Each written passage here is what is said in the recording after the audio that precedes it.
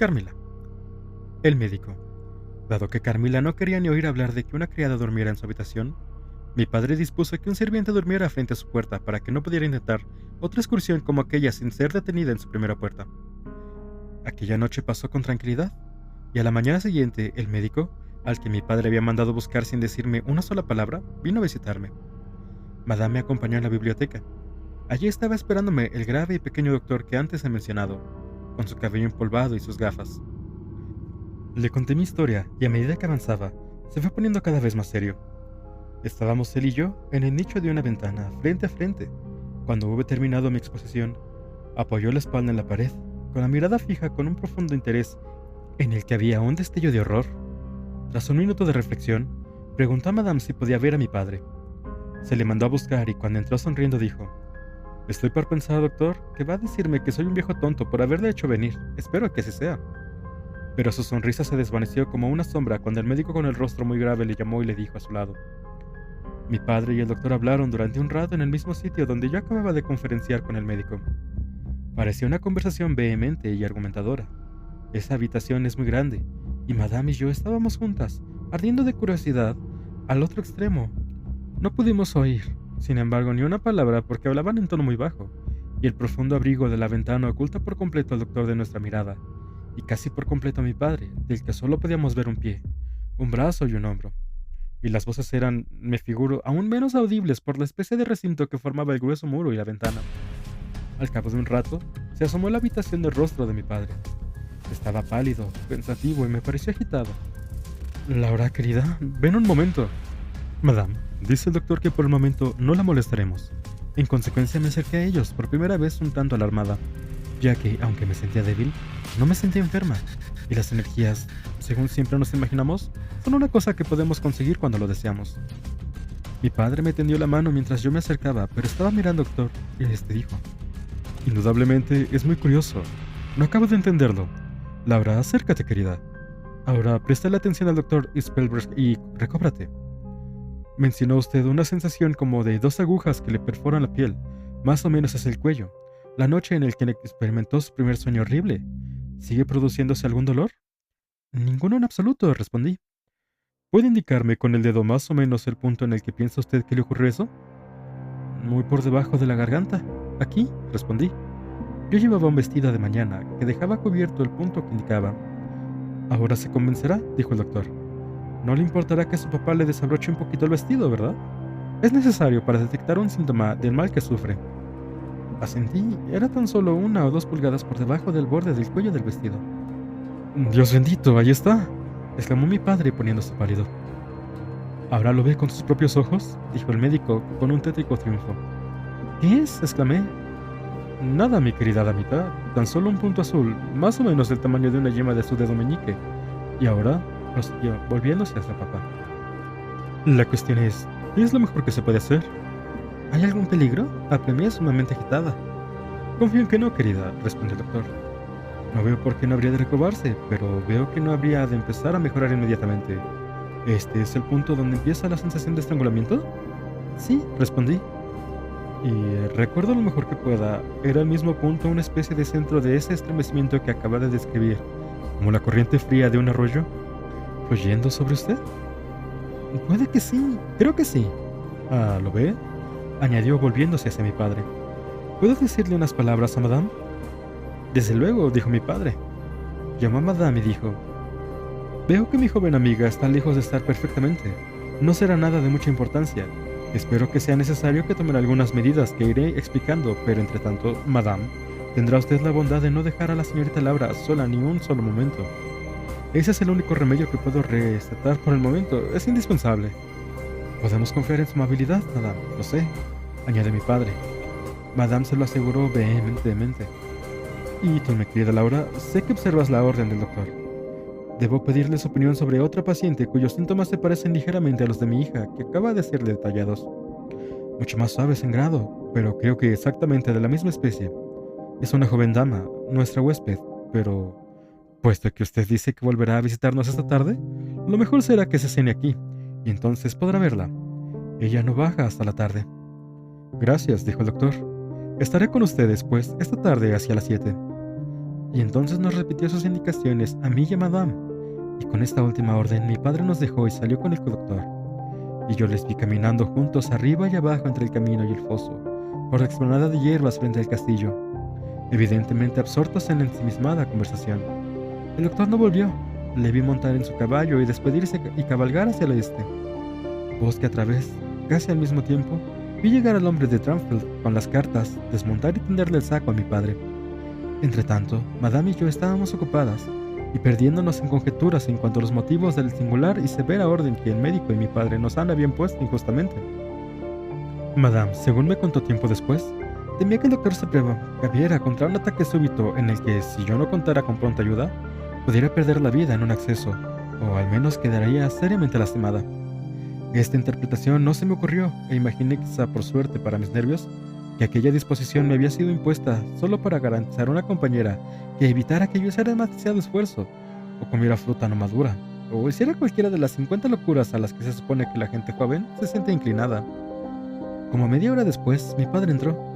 Tenía una carta en la mano y dijo: «Esta carta se ha arrastrado, es del general Spilsdorf. Ahora he podido llegar ayer. Puede que no venga hasta mañana y puede que llegue hoy».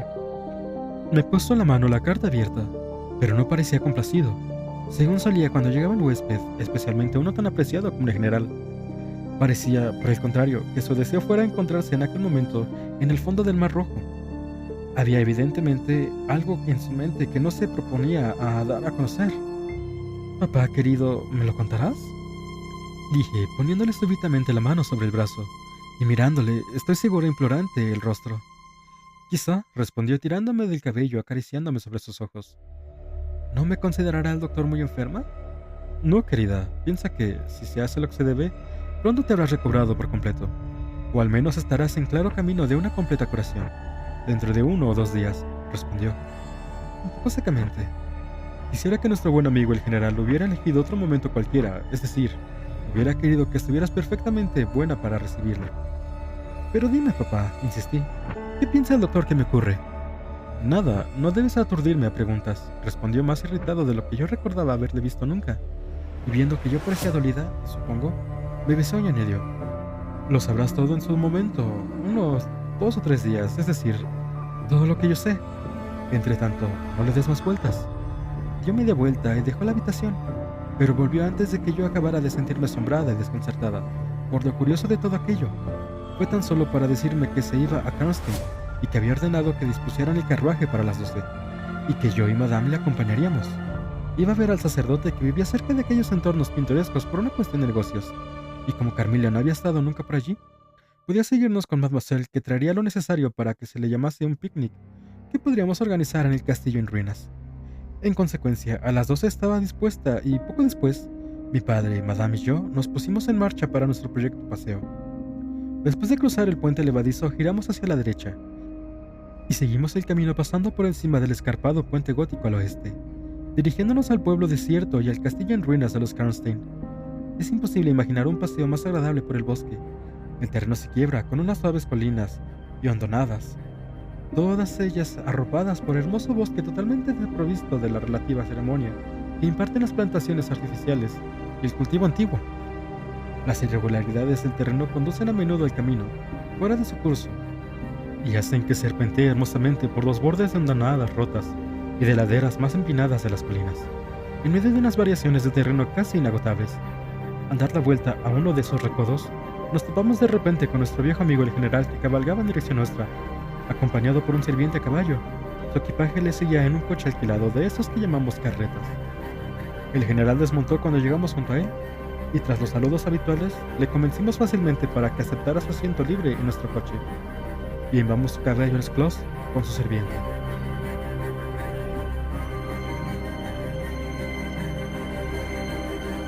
Angustia. Habían pasado como 10 meses desde que le habíamos visto por última vez, pero ese tiempo había bastado para que se produjera en su aspecto una diferencia de años. Había adelgazado. Un no sé qué tenebroso e inquieto había tomado lugar de aquella cordial serenidad que solía caracterizar sus rasgos. Sus ojos azul oscuros, siempre penetrantes, brillaban ahora con una luz más severa, debajo de sus pobladas cejas grises. No era uno de esos cambios que el solo dolor provoca a veces, y pasiones más enfurecidas parecían haber contribuido a su realización. No hacía mucho que habíamos reanudado nuestro paseo, cuando el general empezó a hablar de su habitual forma directa de soldado. Del robo, según él lo designaba, de que había sido objeto con la muerte de su querida sobrina y pupila, y luego estalló, en un tono de intensa amargura y furor, rompiera en invectivas contra las artes diabólicas de las que la muchacha había sido víctima, expresando con más exasperación de piedad su asombro ante el hecho de que el cielo tolerara tan monstruosa entrega a la lasciva y malignidad del infierno.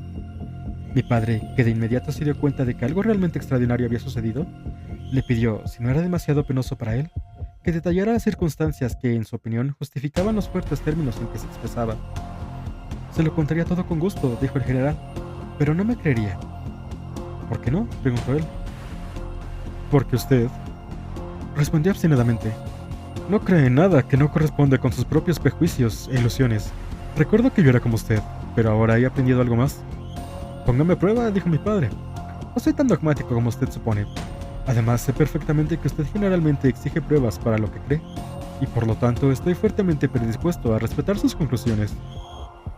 Tiene razón al suponer que no me vi inducido a la ligera a una creencia en lo maravilloso, ya que lo que experimenté es maravilloso. Me vi forzado ante una extraordinaria evidencia, a creer en algo que iba diametralmente en contra de todas mis teorías. Me convirtieron en víctima de una conspiración preternatural. A pesar de sus profesiones de confianza en la perspicacia general, vi a mi padre en aquel momento mirarle con lo que me pareció una acentuada sospecha en cuanto a su cordura. El general afortunadamente no se dio cuenta. Miraba sombría y curiosamente hacia los claros y los panoramas de los bosques que se abrían delante de nosotros. ¿Se dirigen a las ruinas de Karnstein?, dijo. Sí, es una coincidencia afortunada, ¿saben? Yo iba a pedirles que me acompañaran a ellas para inspeccionarlas. Hay una cosa en especial que tengo que explorar. Hay allí una capilla en ruinas, ¿no es cierto? Con muchísimas tumbas de esa familia extinguida. Sí las hay, son muy interesantes, dijo mi padre. Imagino que piensa usted en reclamar el título y los dominios. Mi padre dijo esto alegremente, pero el general no respondió con la risa, o siquiera la sonrisa que la cortesía exige para la broma de un amigo. Al contrario, adquirió un grave aire e incluso fiero, cavilando sobre algo que despertaba su ira y su horror. Se trata de algo muy distinto, dijo ásperamente. Pretendo desenterrar a parte de esa simpática gente. Espero, Dios sea bendito, llevar ahí a cabo un piadoso sacrilegio que liberará a nuestra tierra de ciertos monstruos y permitirá que la gente honrada duerma en sus camas sin verse atacada por asesinos. Tengo extrañas cosas que contarle, querido amigo, cosas que yo mismo hubiera rechazado como increíbles hace unos pocos meses. Mi padre volvió a mirarle, pero esta vez no con una mirada de sospecha, sino más bien de profunda comprensión y de alarma. La casa Karnstein, dijo, se extinguió hace ya mucho tiempo, o al menos 100 años. Mi querida esposa descendía por su madre de los Karnstein, pero el apellido y el título han dejado de existir desde hace mucho. El castillo es una ruina, el mismo pueblo está abandonado. Han pasado 50 años desde la última vez que se vio allí el humo de una chimenea. No queda ni un techo intacto. Totalmente cierto. He oído muchas cosas sobre esto desde que lo vi a usted por última vez. Muchas cosas que le dejarían atónito. Pero lo mejor será que se las relate en todo en el orden en el que sucedió, dijo el general. Usted conoció a mi querida pupila, mi hija, podría llamarla. Ninguna criatura puede haber sido tan hermosa, y hace tan solo 3 meses, tan florida. Oh, cierto, pobre criatura. Cuando la vi por última vez era indudablemente encantadora, dijo mi padre. Me apeno y me sorprendo más de lo que pueda contarle, querido amigo. Sé que fue un duro golpe para usted. Tomó la mano del general e intercambiaron un afectuoso apretón de manos. En los ojos del viejo soldado se aglomeraron las lágrimas. Traté de ocultarlas y dijo: Hemos sido muy viejos amigos. Sabía que lo sentiría usted por mí. Sabiendo que no tengo hijos, ella se había convertido para mí en objeto del más cariñoso interés, y me recompensaba con un afecto que alegraba mi hogar y daba felicidad a mi vida. Todo esto se ha ido.